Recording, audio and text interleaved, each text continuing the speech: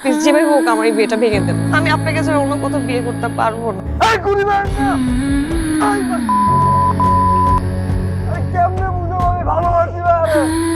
আমি ওকে ভালোবাসি।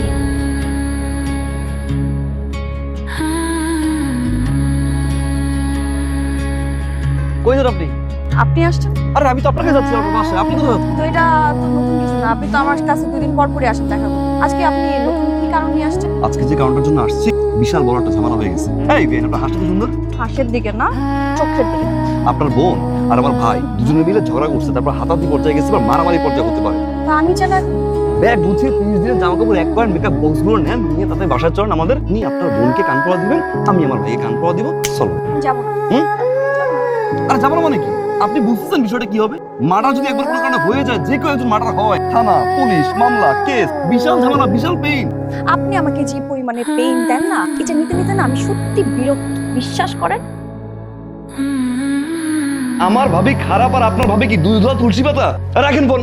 ভাবি তুমি টিভি দেখতেছো এখানে বসে? কি হয়েছে কি? হইছে কি আবার এই প্রশ্ন করো? মান সম্মান আর কিছু আছে এলাকায়? ঘরের কথা পরের বড় দরকার আছে কোনো?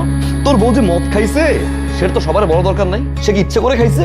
আরে মেয়েটা ভুলে মদ খাওয়ার পরে সে তো বাইরে যায় না, তোর কাছে গেছে। এই বিষয়টা কি সবাই বলা উচিত? আব্বা জানে, আম্মা জানে, দারোয়ান জানে, বাড়িওয়ালা জানে, ওই যে কাজের মেয়ে ও তো জানে।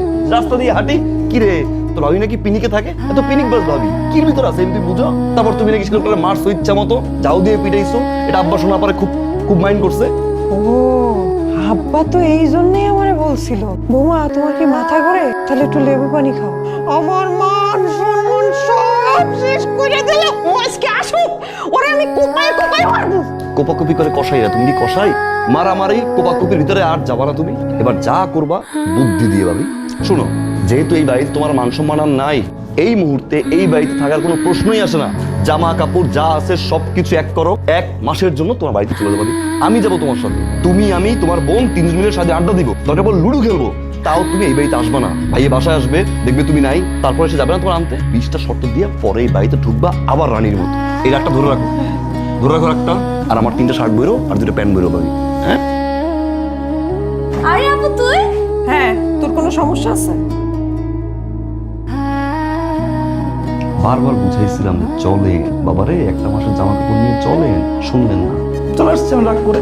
আমি কিন্তু আসতে চাই না, আবার আমি আসতে চাই না, আমার কাজ আছে। জোর করে নিয়ে আসছে আপনার বোন। এই ওয়েট ওয়েট ওয়েট, আমার বোন যেহেতু চলেই আসছে, সো আমি আমার বোনকে বোঝাবো, আপনি বাসায় গিয়ে আপনার ভাইকে বোঝাবো। এর মানে আমি এখন চলে যাবো? কোর্স ঢুকবো না ভিতরে? কোনো ঢোকাঢুকি নেই, যান আপনার ভাইকে বোঝান। যাবেন।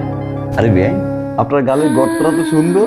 আরে গাধা, এটাকে গর্ত বলে না, এটাকে বলা হয় টোল। টোর মানে গর্ত। সুমি, তুমি তোর বাবার বাড়ি গেছিস, কিছু বলে না? ভাইয়া জানবো কেমন কইরা? ছোট সাহেব ভাবির এমন কান পড়া দিছে, পরে ভাবিরে বলছিল তোমার বাপের বাড়ি দিয়ে আসি। আপনি দেখছেন? আপনি বলে আমি আর কত দূর যাব? তুই যা, বৌমরে বাড়ি থেকে নিয়ে আয়, আমি দেখতেছি ব্যাপারটা, যা। বলেন আজকে কি কারণ? আজকের কারণটা হচ্ছে বাইক। তো এই ব্যাগ দিয়ে আমি কি করবো?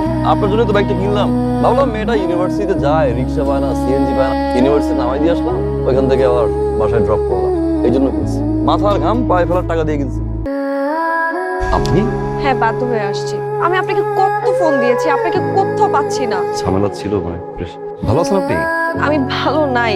সামনের উইকে আমার বিয়ে ঠিক হয়ে গেছে, আপনি প্লিজ আমার এই বিয়েটা ভেঙে দেন। প্লিজ প্লিজ যেভাবে হোক আমার এই বিয়েটা ভেঙে দেন। এখন আর পাগলামি করার বয়স আছে? আপনি দেখতে যতটা ইয়ার না লাগেন, আপনার কিন্তু বয়স হয়েছে, বিয়েটা করে ফেলেন। হ্যাঁ আমি বিয়ে করবো, কিন্তু সেটা আপনাকে।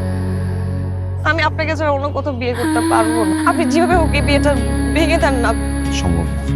সম্ভব না মানে? আমি জানি আপনি আমাকে ভালোবাসেন। ভালোবাসা হচ্ছে এক ধরনের ফ্যান্টাসি, আর এই ফ্যান্টাসি মাঝে মাঝে রিয়েলিটির কাছে হেরে যায়।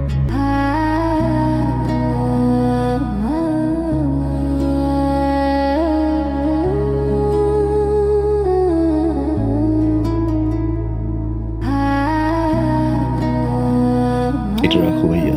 এটা কি? 1.5 লাখ টাকা। কেন?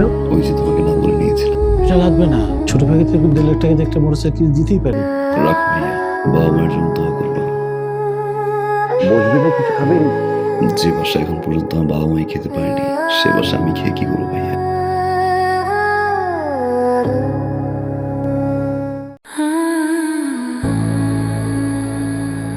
মা, আগামী 15 তারিখে আমাদের ফ্লাইট। আলহামদুলিল্লাহ আমরা হজে যাচ্ছি।